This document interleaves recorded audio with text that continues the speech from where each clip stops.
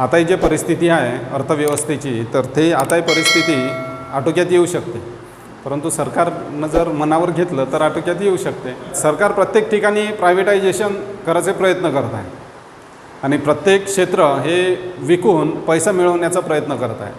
त्या अगोदर सरकारनं काय करायला पाहिजे होतं, त्या अगोदर जे पहिलेपासूनचे निर्णय आहे, निर्णय कोणकोणते आहे का, नोटबंदीचा जो निर्णय आहे तो निर्णय जर घेतला तर GST त्याच्यानंतरच 1 वर्षानंतरच GST लागू नाही करायला पाहिजे होतं.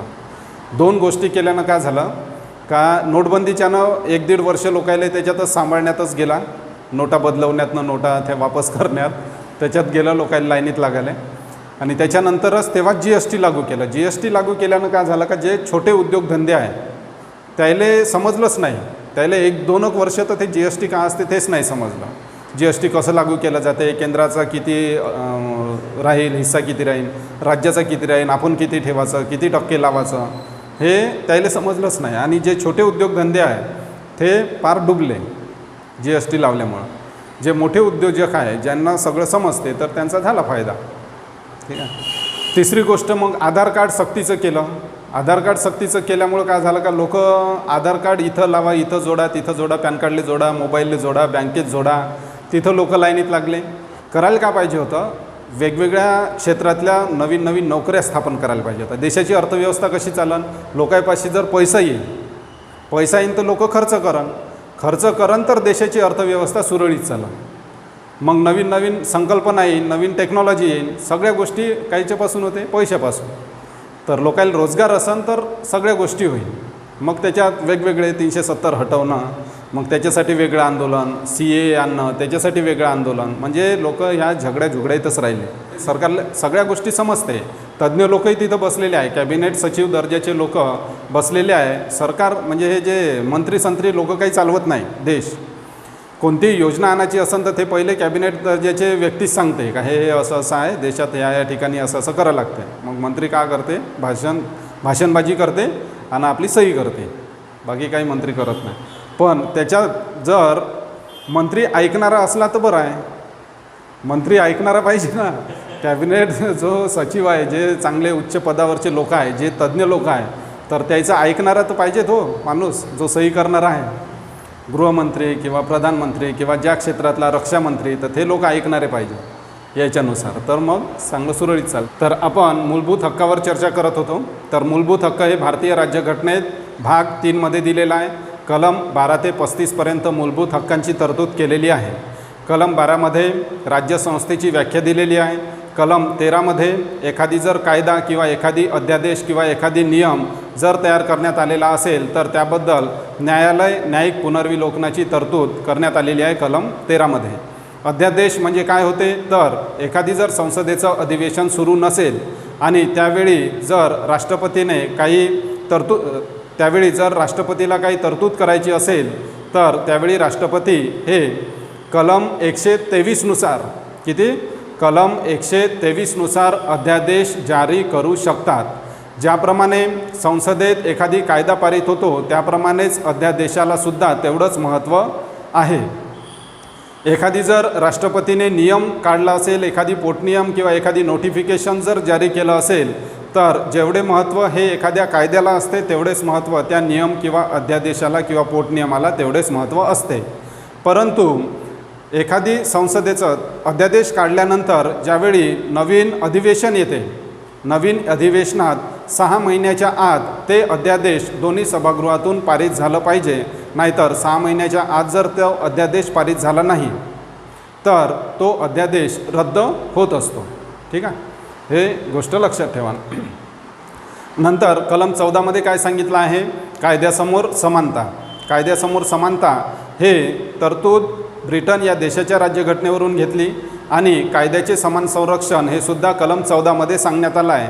आणि कायद्याचे समान संरक्षण हे कोणत्या घटनेच्या राज्यघटनेवरून घेतली, कोणत्या देशाच्या राज्यघटनेवरून घेतली, तर अमेरिकेच्या राज्यघटनेवरून कायद्याचे समान संरक्षण ही तरतूद घेतली आहे. कलम 15 मध्ये सांगितलं आहे की राज्यसंस्था ही कोणत्याही व्यक्तीसोबत धर्म, वंश, जात, लिंग, जन्मस्थान या आधारावर भेदभाव करणार नाही, हे कलम 15 मध्ये सांगितलं आहे. कलम 15(4) सांगितलं आहे शिक्षणातील आरक्षण. जे SC ST असेल, सामाजिक व शैक्षणिकदृष्ट्या जर जे मागासवर्गीय असेल तर त्यांच्या शिक्षणाची तरतूद हे राज्यसंस्था करेल, हे कलम 15(4) सांगितलं आहे. कलम 16 सांगितलं आहे रोजगारामध्ये समान संधी.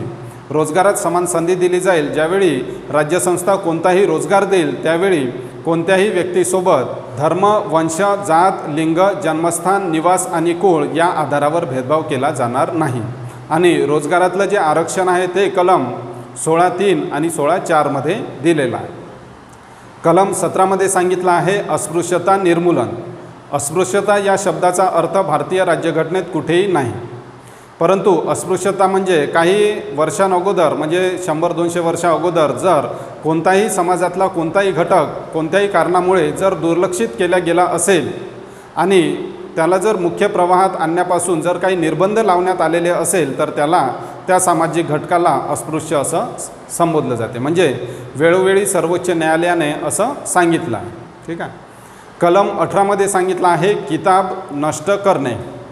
कोणताही किताब असेल जो राव बहादूर म्हणजे स्वातंत्र्य मिळण्याच्या अगोदर जे किताब भेटलेले आहे तर ते किताब नष्ट करणे हे कलम 18 सांगितलं आहे. किताब नष्ट करणे याचा अर्थ एखाद्या व्यक्तीच्या गुणांचा सन्मान करणे, याला सन्मान करण्याला विरोध करणे असा होत नाही.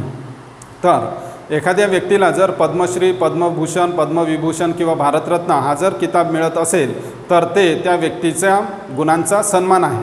परंतु सर्वोच्च न्यायालयाने सांगितलं आहे की जो सन्मान मिळालेला आहे तो तुमच्या नावासमोर लावता येणार नाही. जर एखादी लष्करी पुरस्कार जे आहेत, एखादी परमवीर चक्र आहे किंवा एखादी वीर चक्र आहे तर हे जे पुरस्कार आहेत तर ते त्या लोकांना मिळू शकतात. एखाद्या देशाकडून जर कोणताही पुरस्कार जर घ्यायचा असेल तर त्या अगोदर राष्ट्रपतींची संमती घेणं आवश्यक आहे. जर एखादी देशाचा पुरस्कार असेल, सर्वोच्च नागरी पुरस्कार असेल, ज्याप्रमाणे 2021चा पद्मविभूषण हा पुरस्कार जपानच्या जे माजी प्रधानमंत्री होते, जपानचे माजी प्रधानमंत्री होते शिंजो आबे यांना 2021चा पद्मविभूषण हा पुरस्कार देण्यात आला. तर बाहेर देशातले लोक आहेत त्यांनासुद्धा असे पुरस्कार दिले जातात. जसं ऑस्ट्रेलियाचा सर्वोच्च नागरी पुरस्कार आहे ऑर्डर ऑफ ऑस्ट्रेलिया आणि तो आतापर्यंत 4 भारतीय लोकांना मिळालेला आहे. म्हणजे सचिन तेंडुलकर आहे. 2019 किरण मुजुमदार शॉ यांनासुद्धा ऑर्डर ऑफ ऑस्ट्रेलिया या पुरस्काराने सन्मानित केला आहे. किरण मुजुमदार शॉ कोण आहे तर त्या बायोकॉन कंपनीच्या संस्थापक आहे, जी एक केमिकल कंपनी आहे. तर किताब नष्ट करणे हे भारतीय राज्यघटनेत कलम 18 सांगितलं आहे. कलम 19 स्वातंत्र्याचा हक्क कलम 19 सांगितला आहे. आणि किती प्रकारचे स्वातंत्र्य दिले जातात तर 6 प्रकारचे स्वातंत्र्य दिले जातात. तर सर्वात पहिले स्वातंत्र्य कोणते आहे? भाषण व अभिव्यक्ती याचे स्वातंत्र्य. भाषण व अभिव्यक्ती याच्या स्वातंत्र्यासोबत भाषण व अभिव्यक्ती स्वातंत्र्यावर काही मर्यादासुद्धा आहेत. एखादी जर भाषण किंवा एखादी अभिव्यक्तीने जर देशाची एकता आणि एकात्मता याला जर ठेच पोहोचत असेल तर त्या भाषणावर किंवा त्या अभिव्यक्तीवर मर्यादा घालण्यात येऊ शकतात. त्यानंतर एकत्र जमण्याचे स्वातंत्र्य आहे. विनाशस्त्र शांततेने व विनाशस्त्र एकत्र जमण्याचे स्वातंत्र्य आहे. परंतु जर एखाद्या ठिकाणी काही लोक एकत्र जमल्यामुळे जर देशाची एकता आणि एकात्मता याला जर ठेच पोहोचत असेल तर ते सुद्धा त्याच्यावर निर्बंधसुद्धा लावले जाऊ शकतात. आणि एकत्र जमण्याचे स्वातंत्र्य म्हणजे विनाशस्त्र एकत्र जमण्याचे स्वातंत्र्य जरी असले तरी शीख लोकांना कृपान घेऊन ते एकत्र जमू शकतात. ठीक आहे. ज्यावेळी शीख धर्मातील लोकांची अरदास जेव्हा असते तर त्या ठिकाणी ते एका ठिकाणी जमू शकतात. ते त्यांचं धार्मिक स्वातंत्र्य आहे. म्हणजे कोणत्याही धर्माचे आचरण करण्याचे स्वातंत्र्य हे कलम 25 दिलेलं आहे. आणि ते शीख धर्मातील लोकांच्या धर्माचे आचरण करण्याची ते प्रथा आहे. त्यामुळे शीख धर्मातील लोक जरी एका ठिकाणी कृपान घेऊन येत असले तरी ते त्यांचे धार्मिक आचरणाचे स्वातंत्र्य आहे. नंतर संघटना निर्माण करण्याचे स्वातंत्र्य आहे. संघटना स्थापन करण्याचे स्वातंत्र्य. कोणतीही संघटना किंवा कोणतीही कोऑपरेटिव्ह सोसायटी पार्टनरशिप फर्म स्थापन करण्याचे स्वातंत्र्य हे प्रत्येक नागरिकाला आहे. आणि 97वी घटना दुरुस्ती नेहमी लक्षात ठेवा. प्रश्न नेहमी असा विचारले जाते, सहकारी सोसायटी स्थापन करण्यासाठी कोणती घटना दुरुस्ती करण्यात आली? तर 97वी घटना दुरुस्ती 2011 करण्यात आली.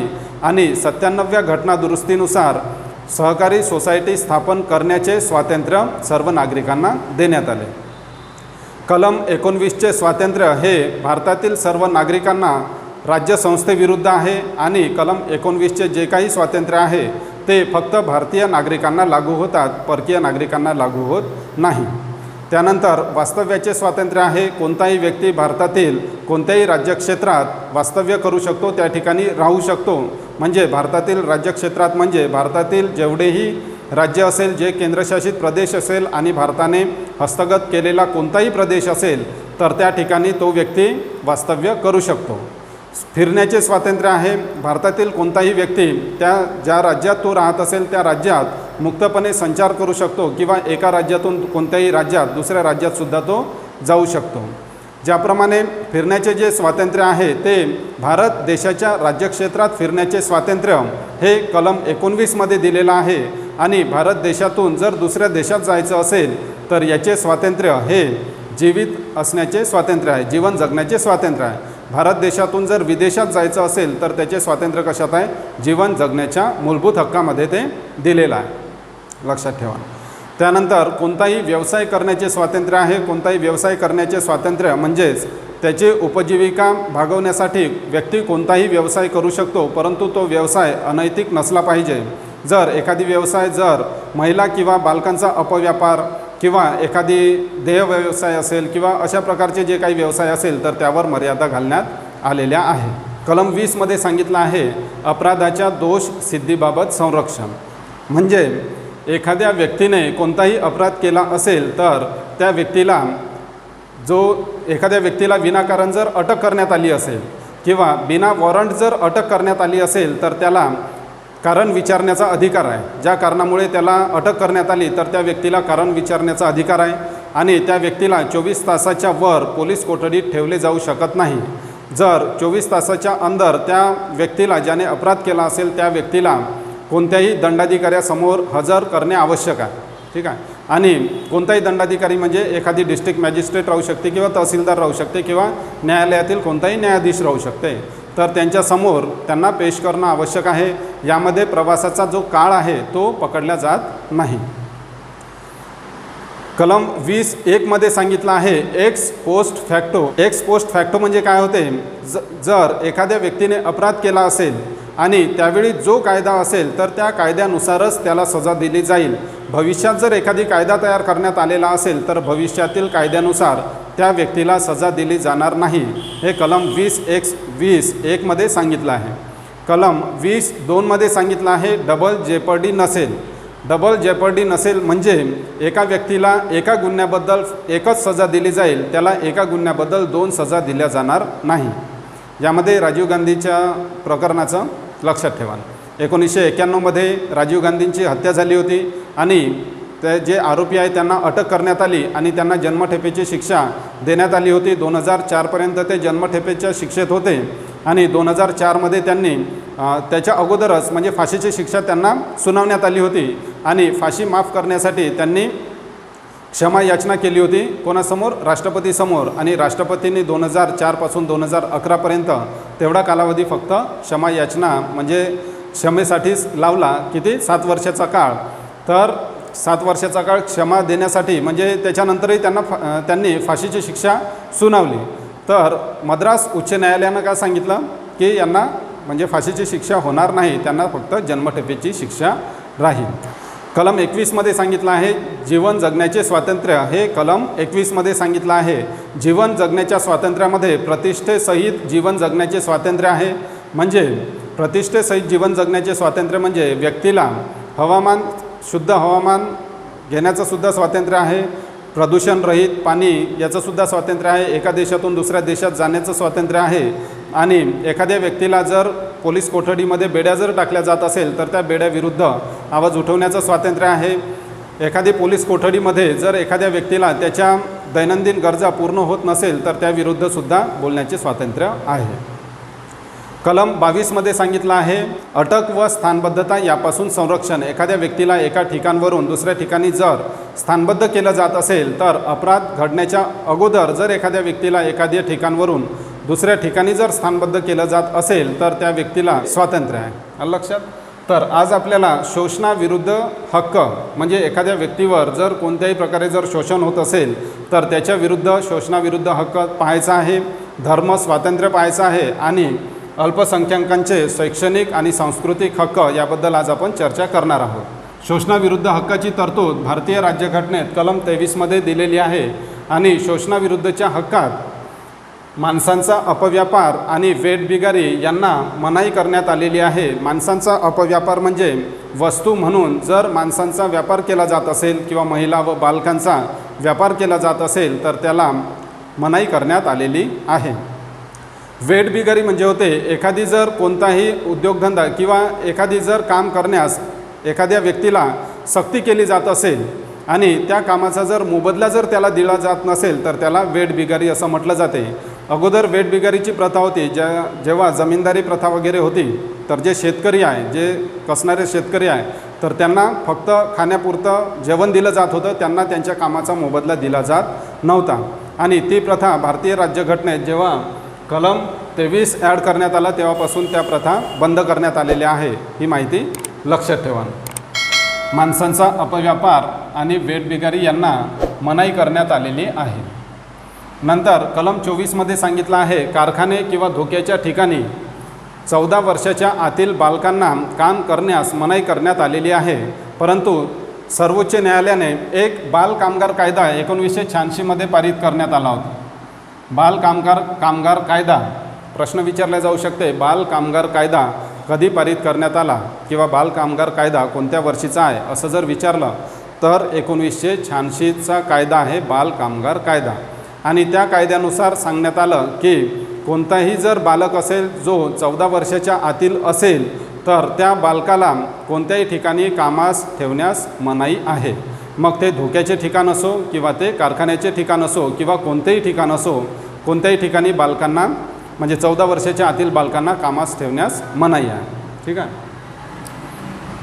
नंतर आहे धर्मस्वातंत्र्याचा हक्क. धर्मस्वातंत्र्याचा हक्क भारतीय राज्यघटनेत धर्मनिरपेक्षता हा शब्द कुठे आहे? अगोदर भारताच्या राज्यघटनेत धर्मनिरपेक्षता हा शब्द कुठेही नव्हता. तरी भारताची राज्यघटना ही धर्मनिरपेक्ष आहे कारण धर्मस्वातंत्र्याचा हक्क हा प्रत्येक नागरिकाला आहे. आणि 42वी घटनादुरुस्ती 1976मध्ये करण्यात आली आणि 42व्या घटनादुरुस्तीनुसार धर्मनिरपेक्षता, समाजवाद आणि एकात्मता हे 3 शब्द प्रस्तावनेमध्ये ॲड करण्यात आले. आणि प्रश्न जर आपल्याला विचारला प्रस्तावना ही भारतीय राज्यघटनेचा भाग आहे हे कोणत्या खटल्यात सांगितलं असं जर विचारलं असेल, हा भरपूर रिपीटेड हा प्रश्न विचारला जाते. किंवा मूलभूत हक्कांचं जर हनन झालं असेल तर त्याविरुद्ध आवाज उठवण्याचा अधिकार त्या नागरिकांना असेल तर ते कोणत्या खटल्यामध्ये सांगितलं तर केशवानंद भारती खटल्यात. केशवानंद भारती खटला हा भारतीय राज्यघटनेतला खूप मोठा खटला आहे. म्हणजे केशवानंद भारती खटल्यात 13 न्यायाधीशांची संविधान पीठ बसली होती. म्हणजे कोणताही जर निर्णय द्यायचा असेल, जसं आधार कार्डबद्दल जे सुरू होतं सर्वोच्च न्यायालयात प्रकरण, त्यावेळी 5 न्यायाधीशांनी एकत्र मिळून त्याच्याबद्दल म्हणजे निर्णय दिला किंवा 7 न्यायाधीश एकत्र मिळून निर्णय देते. तर केशवानंद भारती हा असा खटला आहे ज्यामध्ये सर्वात जास्त 13 न्यायाधीश मिळून त्यांनी निर्णय दिला आहे. आणि 13 न्यायाधीशापैकी जो निर्णय देण्यात आला तर 7 एका मताचे होते आणि 6 वेगळ्या मताचे होते. म्हणजे न्यायाधीशांचे जे मत आहे 13पैकी 7 केशवानंद भारतीकडून होते आणि 6 त्याच्या विरोधात होते. तर प्रस्तावना हे राज्यघटनेचा भाग आहे हे कधी सांगितलं? केशवानंद भारती खटल्यात सर्वोच्च न्यायालयाने स्पष्ट केलं आहे. आणि सर्वात मोठी संविधान पीठ कोणती आहे आतापर्यंतची तर ते आहे केशवानंद भारती खटल्यातली संविधान पीठ. तर धर्मस्वातंत्र्याचा हक्क भारतीय राज्यघटनेत कलम 25 ते 28मध्ये धर्मस्वातंत्र्याचा हक्क दिलेला आहे. कलम 25मध्ये सांगितलं आहे विवेक बुद्धीचे स्वातंत्र्य. विवेक बुद्धीचे स्वातंत्र्य म्हणजे तो एखाद्या मूर्तीची पूजा करू शकते किंवा तो एखादी आस्तिक असू शकते किंवा तो नास्तिक असू शकते. ते विवेक बुद्धीचे स्वातंत्र्य आहे आणि ते भारतीय राज्यघटनेत कलम 25मध्ये सांगितलं आहे.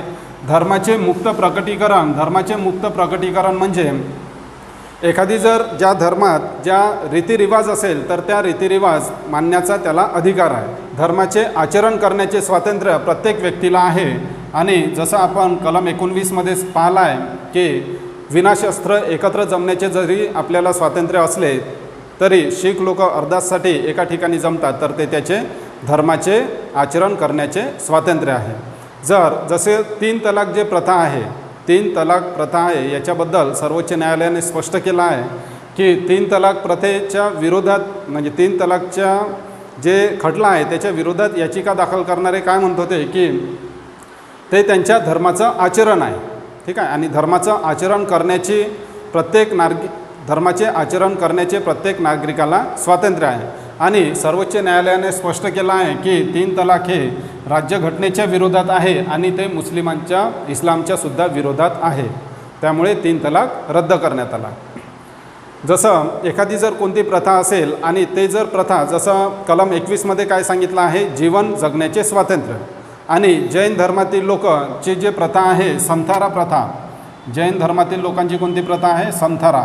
म्हणजे ज्यावेळी एखादी व्यक्ती म्हातारा होत असेल तर त्यावेळी तो व्यक्ती अन्नपाणी सोडून देते तर ती प्रथा कोणती आहे, संथारा प्रथा जैन धर्माची आहे. आणि जीवन जगण्याच्या स्वातंत्र्यामध्ये मरण्याचे स्वातंत्र्य नाही.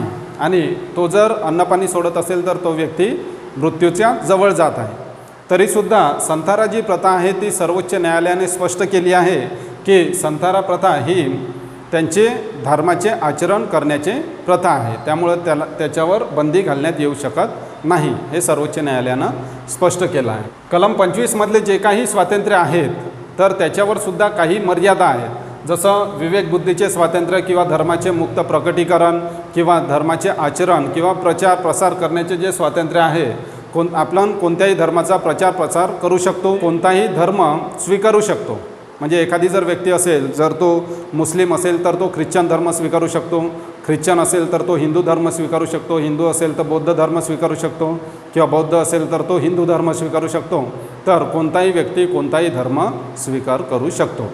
परंतु जर एखादी धर्म जर त्याने स्वीकारला असेल तर सक्तीने तो स्वीकारलेला नसावा. म्हणजे त्याच्यावर सक्ती करून जर त्याने दुसरा धर्म स्वीकारलेला असेल तर तो रद्द करण्याचा अधिकार सर्वोच्च न्यायालयाला आहे.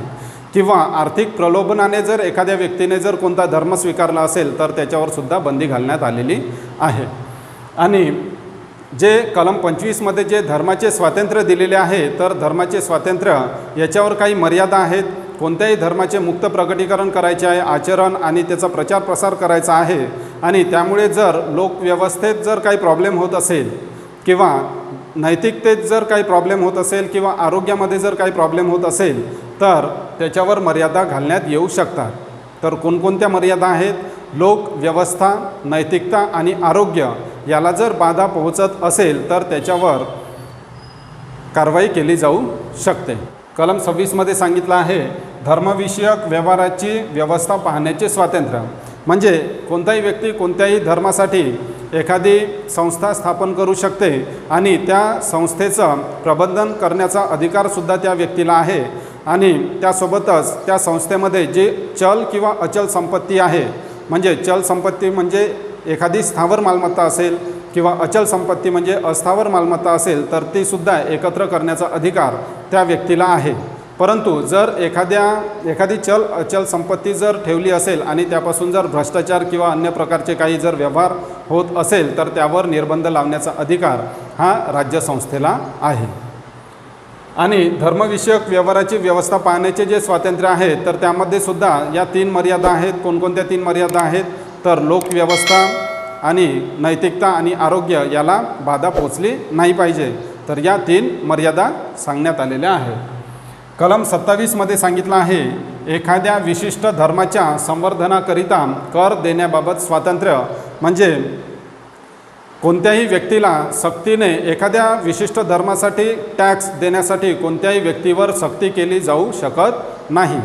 म्हणजे जर राज्यसंस्थेने जर कोणत्याही एखाद्या धर्माच्या संवर्धनाकरिता कोणत्याही व्यक्तीला टॅक्स म्हणजे कर देण्यासाठी त्याला सक्ती केली जाऊ शकणार नाही. आणि जर एखादी जसं हजची जी यात्रा आहे, हजमध्ये जाण्यासाठी राज्यसंस्था मदत करत असते. तर तशा प्रकारची मदत ही सर्व धर्मांना सारख्या प्रमाणात केली जाईल.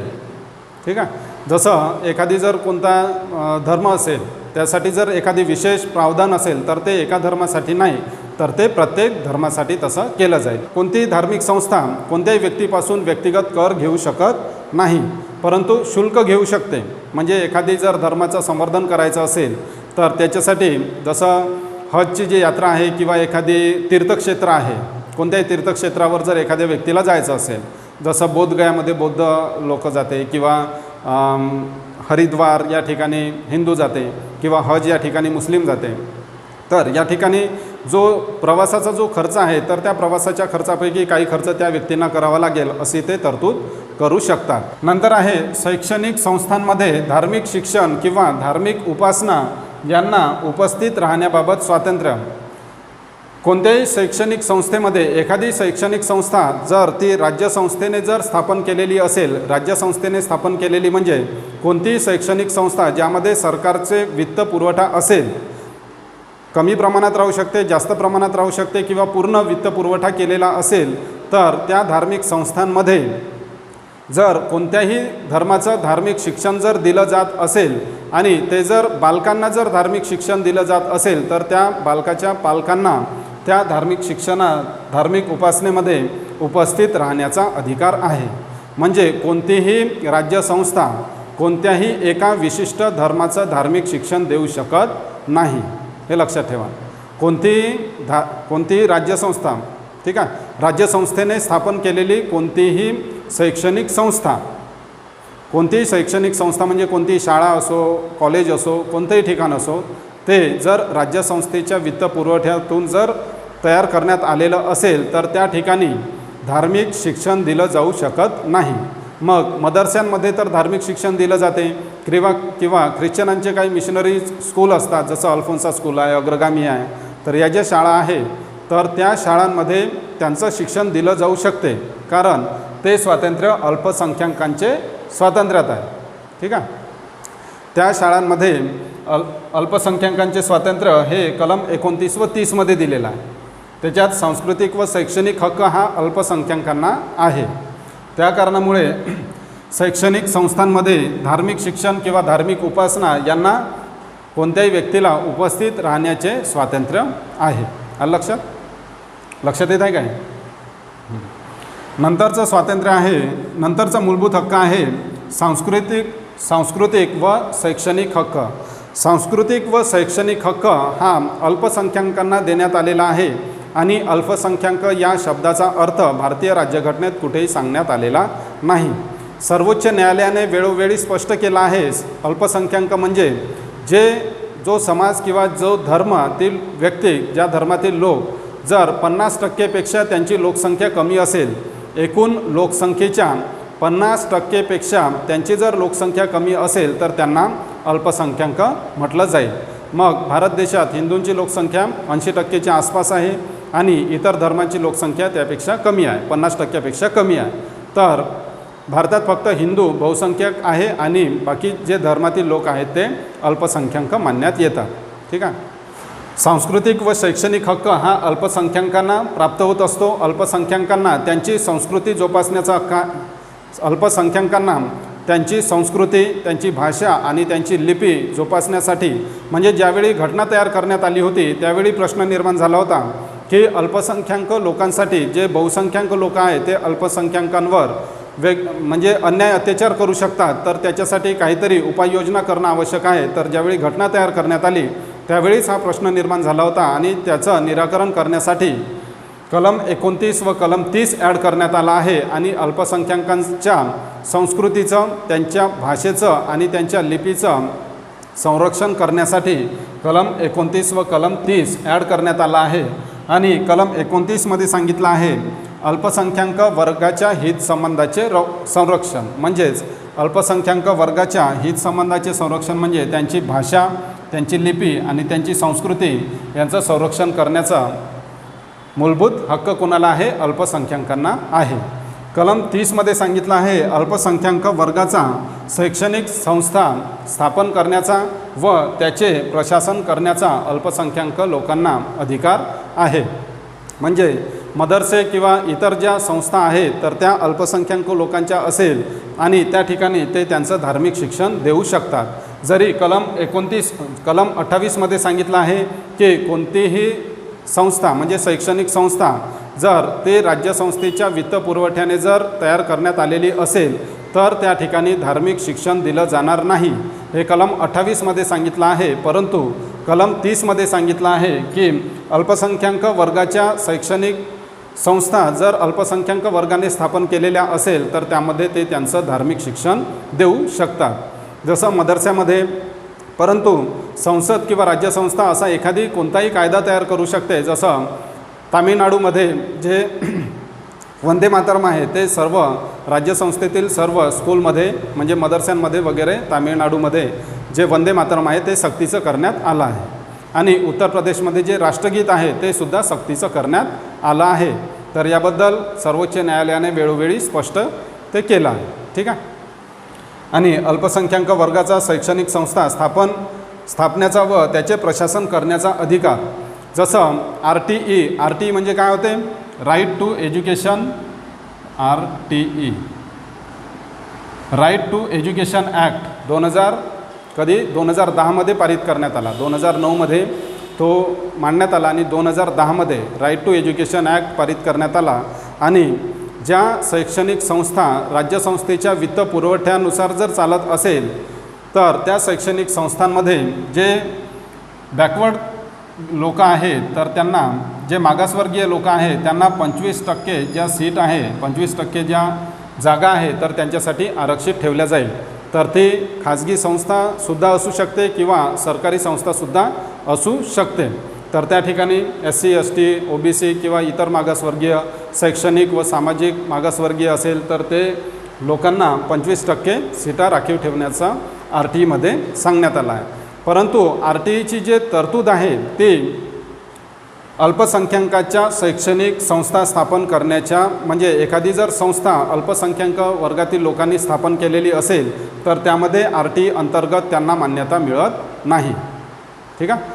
RTEनुसार या शैक्षणिक संस्थांमध्ये त्यांना ॲडमिशन मिळणार नाही, हे सांगण्यात आलेलं आहे। आलं लक्षात आहे?